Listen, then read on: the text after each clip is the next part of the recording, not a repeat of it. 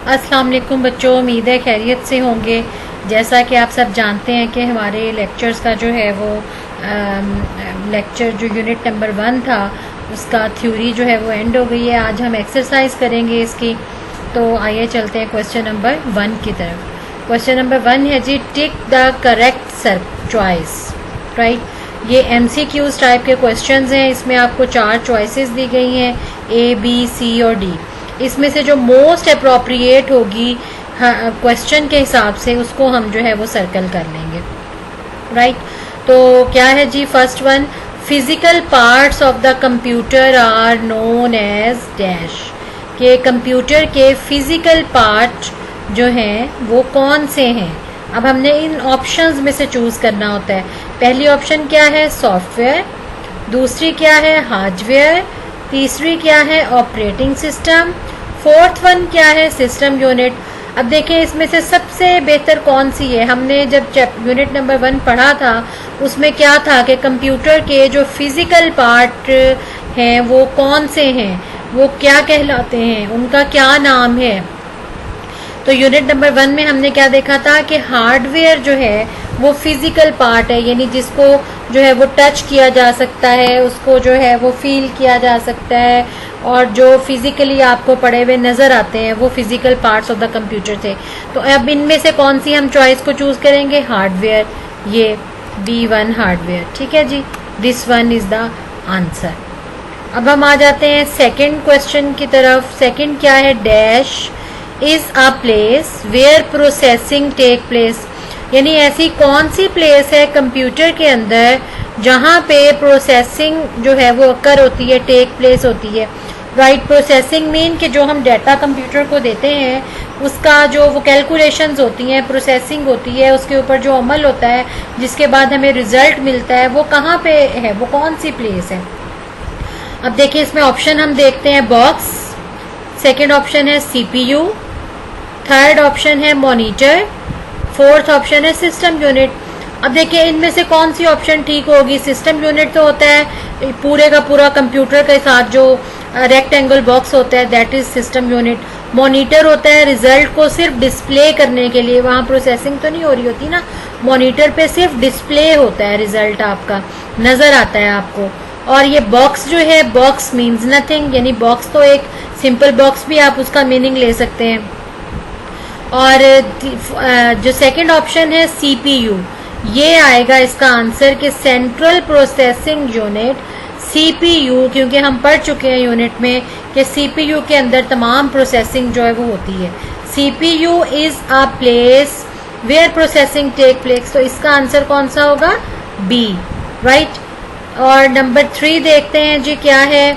Number 3 है processor is fixed on the dash.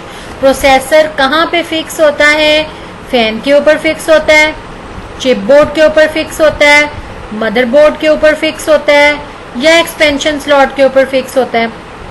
ठीक है जी, तो इन चारों में से क्या जवाब आएगा, मदरबोर्ड के ऊपर, क्योंकि हमने पढ़ा था कि जितने भी डिवाइसेस हैं वो रैम है, चाहे रोम है, चाहे वो जो इनपुट आउटपुट डिवाइसेस हैं, चाहे वो स्टोरेज डिवाइसेस हैं, जो भी डिवाइसेस हैं वो तमाम की तमाम मदरबोर्ड के ऊपर जो है वो फिक्स होती हैं। तो इसका क्या आंसर है, C आंसर है, यानी motherboard. Processor is fixed on the motherboard. Understand. Number 4 question, there are dash types of memory. यानी कितनी टाइप्स की मेमोरी है होती है कंप्यूटर के अंदर, वो कितनी टाइप्स की थी, 2, 3, 1 एंड 4। अब इसमें से आंसर क्या होगा, 2। कैसे 2, हमने 2 टाइप्स की मेमोरी पढ़ी थी, रैम और रोम, यानी random access memory and read only memory. Right, या उसको आप यूं कह सकते हैं प्राइमरी मेमोरी और सेकेंडरी मेमोरी। ठीक है, तो दोनों तरह से मेमोरी की कितनी टाइप्स हो गई बच्चों, 2। राइट, अब नंबर 5 पे देखें आप, तो इसका आंसर देखें, आपको मैं यहाँ निशान लगवाना भूल गई। इसका आंसर क्या होगा, ये 2। राइट, इसका आंसर A वाला होगा जो कि है 2। 5 क्या है, अ processor acts like an dash, कि प्रोसेसर किसकी तरह काम करता है। ठीक है, कंप्यूटर में किसकी तरह काम करता है, दिल की तरह, बाजू की तरह यानी आम की तरह, ब्रेन की तरह यानी दिमाग की तरह, या किडनी गुर्दे की तरह। तो हमने क्या पढ़ा था कि कंप्यूटर के अंदर जो है प्रोसेसर का काम जो है वो एक ब्रेन का काम होता है, दिमाग का काम होता है। यानी जैसे हम प्लस कोई क्वेश्चन करें, फॉर एग्जांपल 2 + 2, हम अपने दिमाग से सोच के करते हैं ना उसको कि 2 + 2 का आंसर 4 आ जाएगा।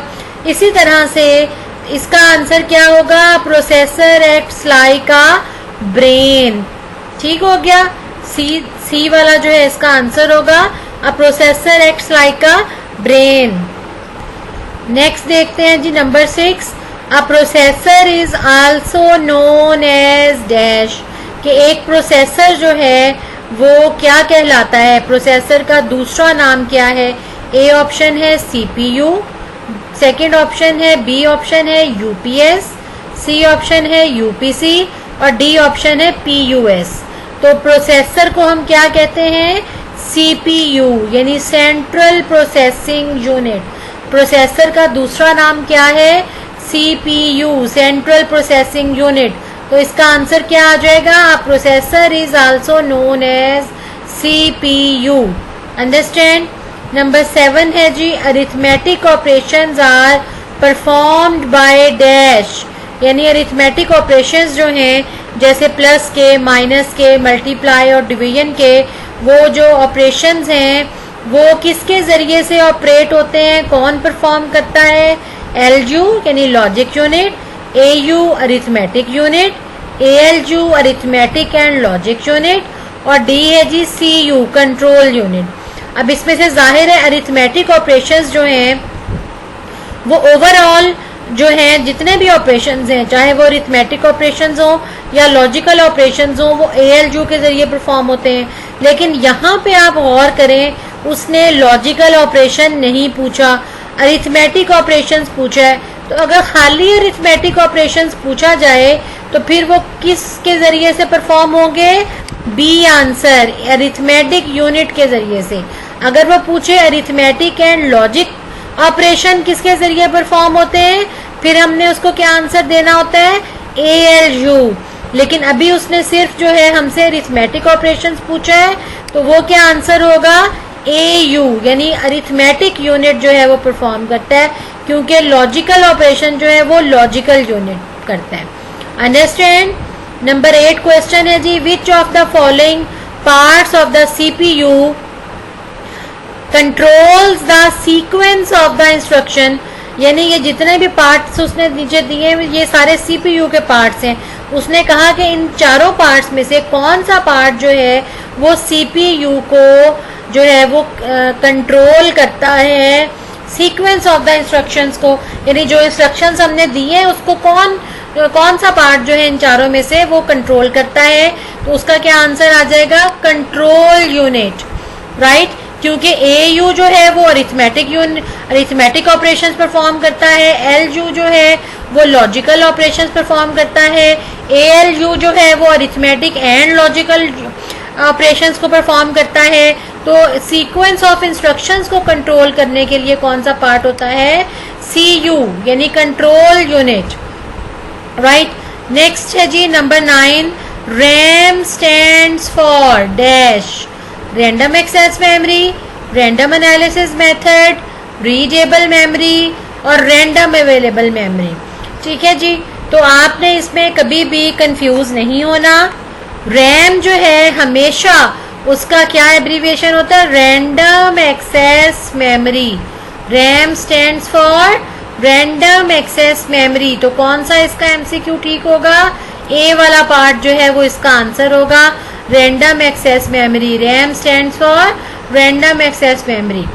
और नंबर 9 क्या है question, ROM stores data dash, यानी रोम जो है वो डेटा को स्टोर करती है किस तरीके से, परमानेंटली या टेम्परेरीली या पार्शली या फुली। परमानेंटली का क्या मतलब है, यानी मुस्तकिल तौर पर। टेम्परेरीली का क्या मतलब है, आर्जी तौर पर। पार्शली मीन थोड़ा डाटा करके। और है जी लास्ट ऑप्शन फुली। तो इसमें हमने रोम के बारे में क्या पढ़ा था कि रोम ऐसी डिवाइस है जो परमानेंट डाटा को स्टोर करती है। तो इसका आंसर क्या आ जाएगा? इसका आंसर आ जाएगा A5, ROM stores data permanently. Right students, अब हम करते हैं नेक्स्ट वाला इसका option.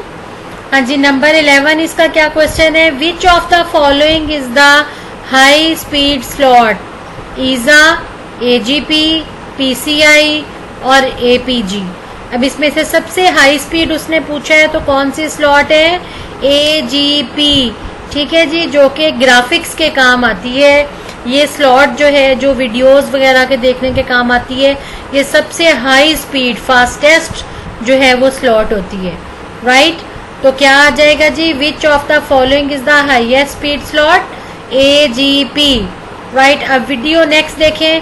A video game is played by using dash card, यानी वीडियो गेम जो है वो कौन से कार्ड को यूज करते हुए कंप्यूटर पे खेली जाती है? साउंड कार्ड को यूज करते हुए खेली जाती है, या मॉडेम कार्ड को, या ग्राफिक कार्ड को, या नेटवर्क इंटरफेस कार्ड को।